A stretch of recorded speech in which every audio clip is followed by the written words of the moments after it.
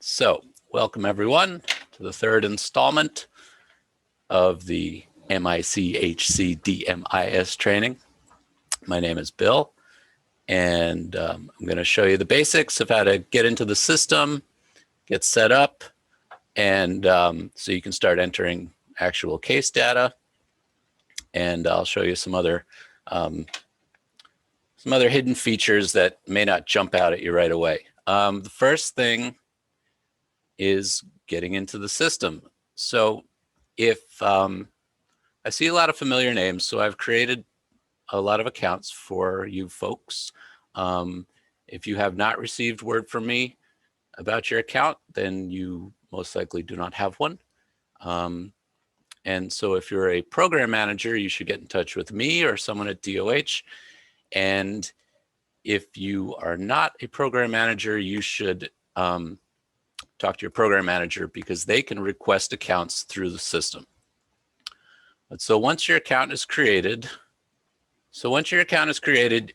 you'll navigate to the login screen. This is a test URL, so you won't want to use this one. The real URL will be in the email that you receive. And the first step is generating a new password. And you'll do that by clicking this Forgot Password button. And a little prompt will come up. And you will enter your username and click Submit. I'm not going to do it right now, but when you do that, a little message will pop up here in green telling you that an email has been sent. The password will be in that email, and so all you have to do is type it in here to log in. And sometimes that email will end up in your junk folder, so be sure to look there. So we'll start with what program managers need to do to get set up. First thing, we'll be requesting accounts for all of their employees. So first step, so to get to that form, you'll click Settings. And over here on the left, we have the user request form. And so you'll want to fill one of these out for each of your employees. First name, last name, email, username you'd like, and then the role that they will need to log in with. And there's some short descriptions here. And so you can, if you click this email button, it'll pack all this into an email, and you can send them to me individually. Or if you want, you could print them to a PDF, package up. If you're requesting 10 users and you want to package it up into one email, that's fine too. And you can send them through a support ticket or to this email address here. So once you've requested all of your users, you'll receive word from me that the account has been created, and I will CC that user so that they know as well, and they have all their account information. And so the next step for program managers will be to add worker records to the system. And so you'll do that by clicking up here on Account, clicking My Dashboard, which I'll explain in detail a little later. So to add workers, we will then click this program detail link. And right here is a little add button where you can add each worker. And so at minimum, we need a first name and a last name. But a very important piece, not necessary, but still important, is this username selection. So once everyone's accounts are created, you'll see them listed here. And it's important to link the account to the worker record so that dashboards and things of this nature can be properly populated. Essentially, the system, when you log in, it looks at your username and it tries to find a match to a worker record. And then it builds up tables of information that are useful for you. And without this link, you don't get the dashboards. They'll just be empty. So you'll repeat that process for each worker you have. And you can see we have some test data, all sorts of folks here. So then let's see, one last step is assigning supervisors, right? Excuse me. You've added a list of workers, but who's supervising who? The trick is to go into an individual worker's record, which I did by clicking select there on the left. Then clicking supervisor history here in this panel. New worker, this will be blank, obviously. You'll click add, click the name of the supervisor, select the date, and submit. And that will start populating this list. And so now you've got all the underpinnings set up for your dashboards, and so you're ready to go to start entering case data. Oh, and one other note about case data. We had a question today. I'm going to go back to the Program Manager dashboard. We had a question today from a CHW who was wondering why they could see other CHW's cases. So there's an option in this system. Again, I'm going to the program detail page that will restrict access to caseloads. By default, it's turned off, which is why that CHW could see other CHW's cases. So if you do not wish for that to happen and you would like to restrict caseload access, again, I click this edit here.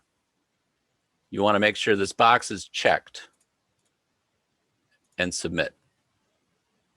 Had that box been checked, that CHW would not have been able to see that other workers' cases. So entering case data, we would start up here at the cases link in the navigation bar, where you will be, well, at first presented with an empty list. And you can search here on the side once things grow. But essentially you want to click add. This will take you to the initial contact form. You'll fill this out, and once submitted, you will have created a case. A worker will be assigned by default once you select them on that form. And after submitting that initial contact form for the first time, you'll be brought to this page, the case detail page, where all of your case-related data will be put into the system. You can store various types of contact information. You can have multiple addresses, phone numbers, emails. You can label them as active or inactive to hide them or display them to you. We have case notes where you can add free-form text for anything you need to remember about this particular case. And then the bulk of the data entry is here in the Forms tab. And you'll see the initial contact form, which was that first one we filled out. You can always go back in and edit if need be. We have a screen, an update, and a discharge, which are all very similar. They all contain questions about living arrangement, education, employment, benefits, healthcare. It's also where you'll find your screening assessments, like your Audit C, your HITS, your PHQ-9. Your encounters are where you can record medical visits, whether they be for the client or the child. You can also log immunizations, and you can add referrals via the encounter form. Children and pregnancies. We did have a question earlier today about children and pregnancies. Specifically, how do we add twins? And I'll just cover that real quick. So you see in the pregnancy section, we have number 6, number of births. And if we increment to 2, you can see down here, now we have child 1 and child 2. And you can add as many children as you want. One thing to keep in mind, last name, first name, and birth date need to be entered. or else when the form is saved, the child will not be recorded. And we also have an ASQ. It's standard ages and stages questionnaire. And that's it for case-related data. Now, we spoke about restricting caseloads. So one thing you can do, if you might need to transfer a case from one worker to another, if access is restricted. And we can do that right here at the CHW history link. And it looks a lot like the way you assign a supervisor to a worker. We would just select the worker, an assignment date, and submit. And so that's how you can shuffle cases between workers if your access is restricted. Another feature in the system is supervisor approval. And for that, I'm going to need to log in as a supervisor. A lot of the functions in this system require you to select the proper role. Now, you may have multiple roles. I made a few accounts today for folks that had a program manager and a supervisor role. And a question came up because they were trying to get to the program details page, but they were logged in as a supervisor. And so they were not allowed to. And that's just something you have to keep in mind. To perform a certain function, you need to be logged in with that specific role. The system doesn't really account for both of them simultaneously. So going in as a supervisor, if I go back to the cases, and we go back into that case, and we come down to the forms, you will see little red X's. So this means that the form has not been approved by a supervisor. So when a supervisor looks at a form, they have an extra button at the bottom that says approve. When the form is unapproved, it says unapproved when the form is approved. So you can toggle back and forth. But essentially, when you click approve, the form is locked and cannot be edited. So this will turn green. You get a little check. And if you go back in, you'll notice that all the fields are disabled. There's no submit button. So nothing can be changed with this form. If you wanted to unapprove it for any reason, for edits, you can unapprove. Then the form can be loaded again, edits can be made, and the form can be submitted. I mentioned linking accounts to worker records. You can see so when I logged in as a supervisor, I have taken the liberty of connecting my account to a worker in the system. And that worker in the system is assigned as a supervisor to other workers. And you can see my supervisees come up on the left. Forms I need to approve come up on the right. One neat thing you can do is you can view the dashboard of your workers. And so you can see at a glance what cases are assigned, any open referrals, encounters and update forms that have been entered, and any births. And it gives you a nice summary presentation of each of your workers. Similarly, if you go here to my dashboard, you'll see these two lists, supervisees and tasks. And so you can also go from, or rather form approvals, you can go through and look at them this way as well. And the same goes for program managers. If you are on your program manager dashboard, you will see a list of workers. And by clicking on any of those workers, you will then be taken to their dashboard. It's kind of a hierarchical drill down sort of a feature. There is a timer in the system that will log you out automatically, similar to like your bank's website.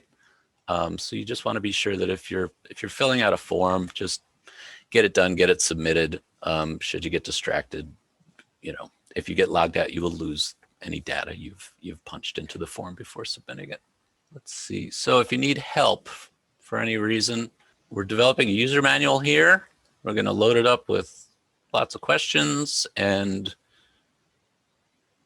a basic explanation of some of the functions in the site and where things are located. So you can always check this out. If you have a question, the other option which works very well, some of you have already used, is to submit a ticket. My account is connected to Rick Worker, and so you can see how it pre-populates. Basically, any problem, question, anything you have, you can submit a ticket, and that's the quickest way to get in touch.